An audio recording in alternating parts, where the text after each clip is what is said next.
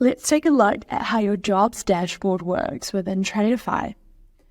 To start off with, in here you will see the Today screen, which will show all your jobs that have been scheduled for today, any new jobs that have been assigned to your account, active jobs, which means that these are in progress, have been scheduled, assigned, and are in progress. And lastly, the All tab.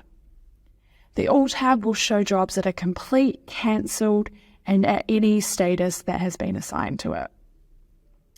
In the upper right corner over here, we have these three dots where you can either create a template, view and manage templates, or access our in-app help bot.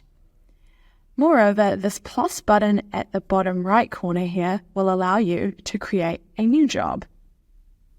If you have any questions, check our Help Centre, give us a shout from the details in the description below, or check out any of our other videos. Thank you for watching, and we'll catch you soon.